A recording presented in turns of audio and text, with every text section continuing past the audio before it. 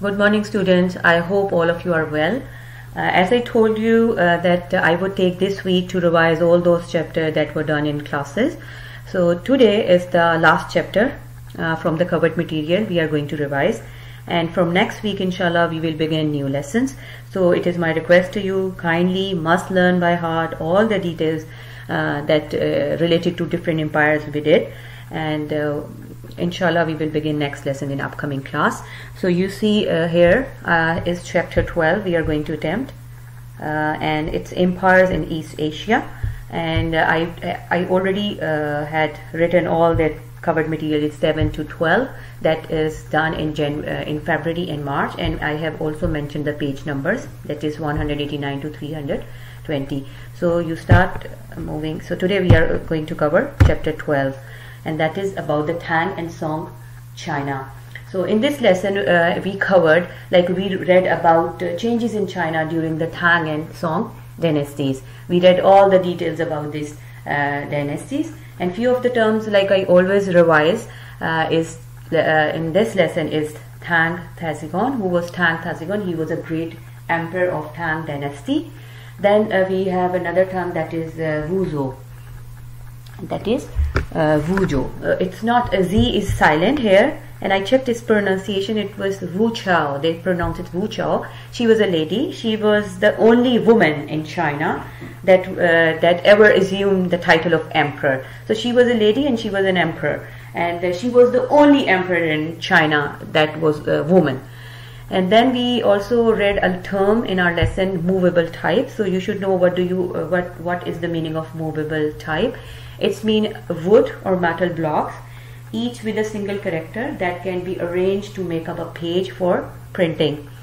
Then you read another term or word in your lesson, that is gentry, very easy word, and it's mean powerful upper class.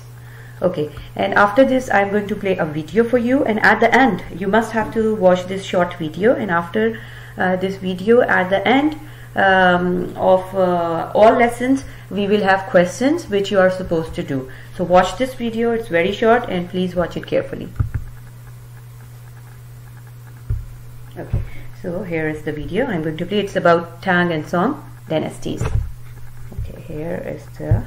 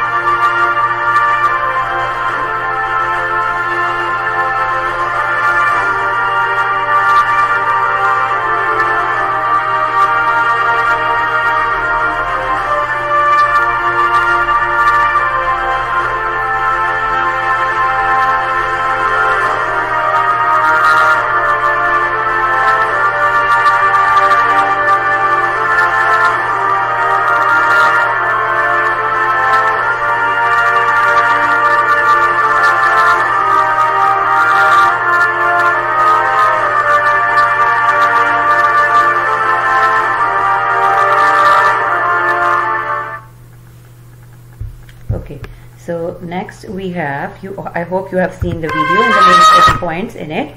So next we have, next lesson is the Mongols, and in this lesson you have read about the rise and conquest of the Mongols, and have also analyzed the details about the Mongol rule in China.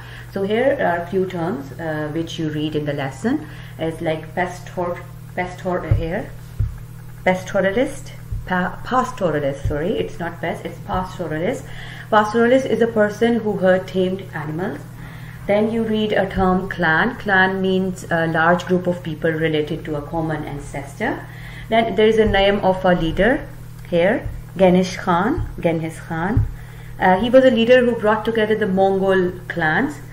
Then we have another term, Pax Mongolia. Okay, Pax Mongolia. It was a period when Mongols imposed order across much of the Eurasia, and it was from mid 1200s to mid 1300s. This time period was from mid 1200 to mid 1300. And then we have another leader name, that is Kublai Khan. Kublai Khan, he was a Mongol leader, and he was also a Chinese emperor.